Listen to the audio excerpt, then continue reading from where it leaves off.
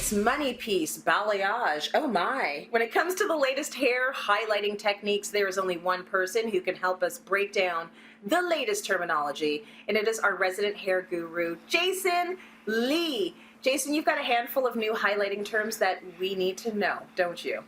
Hey Tracy, it's true. Hairdressers around the world have gone and given up a bunch of new names for the latest highlighting techniques, and I, in good conscience, couldn't let everyone go on with their lives without at least explaining some of them, because how else are you going to know what to ask for when you go into the salon? And there's no better way to learn about hair terms than through a multiple choice pop quiz. What we'll do is we'll kind of show an image of one of the newest techniques, and then you and everyone at home can choose between a multiple choice option what you think the new term is called. Sound fun? Oh my gosh, I love it. And I love the fact that you're going to give me some answers so that at least I have a bit of a chance of actually getting it right. So, I'm feeling confident. Let's play. What is the first trend?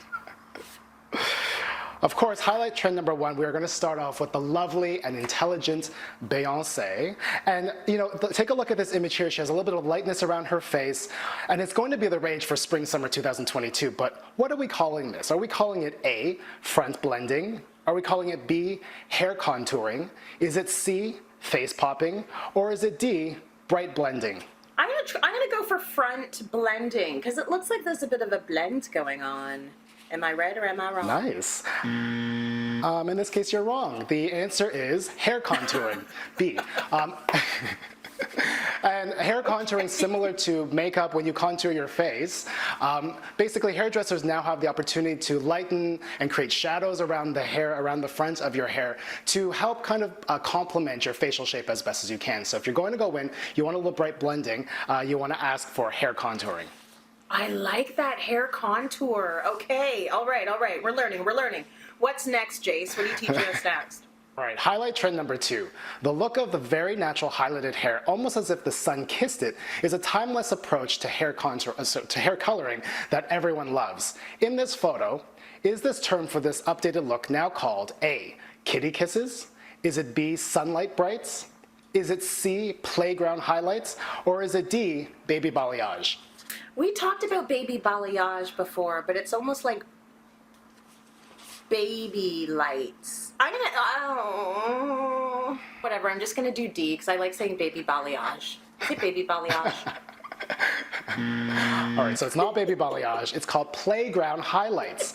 And I'm gonna be honest with you, I've never used this term myself ever, but I do love the connotation of like childhood highlights, because everybody always wants, when they come in, they want the highlights that they had when they were a kid, when the sun just kind of kissed it. So we're now going with a term called playground highlights. Very cute. Okay, it's playground highlights, because we're all trying to go backwards. I don't know why. All right, let's move on to trend number three. What do you got?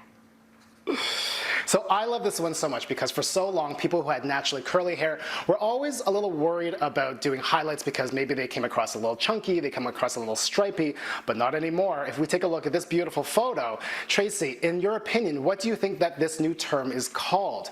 Do you think it's A, texture lights? Is it B, curlyage? Is it C, curl brightening? Or is it D, curl lights? Ooh, I want it to be A or D, but I'm going to go with texture lights because I love that. And if that's not what it's called, I want to coin that term. Okay, so I agree 100% too. First of all, I came up with these names, so it's not A, it's D, curl lights. And I love texture lights as well, so I think you and I need to just change it and just call it texture lights from now on. Anybody going into a salon, ask for texture lights. Yes, I love it, and I love, like, I like how your brain works, because all the terminology was great, but curl lights is good too, and so that's just how you get a properly done highlight when you've got texture in your hair, am I right? That's right. And I think the one thing to remember, anybody who has naturally curly hair, you already know this. When you do get highlights or balayage throughout your hair, you want to make sure that you don't overprocess the hair, because people with naturally curly hair already know that their hair is a little bit drier to begin with. So you want to process gently, and you want to use more of a balayage, more of a sweeping technique to get that look. Absolutely. Us curly girls, you got to take it easy, right? Okay, we've got time for one more, right. Jason. Bring it on. What's your next trend? All right, Tracy. Okay, so we already know that one of the hottest terms in hair coloring is called balayage, and that is the techniques of sweeping the color onto the hair, creating more of a gradient look. But what is it called when the hair has gone too light and now you want to add a little bit more depth back into the color? Or maybe you're a blonde and you want to actually add more of that kind of contrast throughout the hair.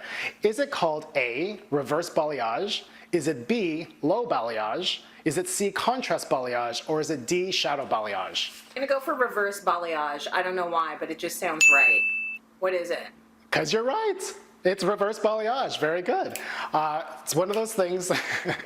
It's that thing what happens after the summertime, or if the hair color is just too light and you want to add a little more depth to the color, you want to go in and ask for reverse balayage. And what I can say is, as a pro tip, one of the things with any of these highlighting techniques is that you always want to invest in a really good hair care routine, because, you know, us as hairdressers, we go in, we process the hair, but when you go home, you're oftentimes doing, you know, blow drying or putting up into a ponytail and causing more damage onto the hair as well. So you really want to make sure that you have a really good hair care system for when you go home.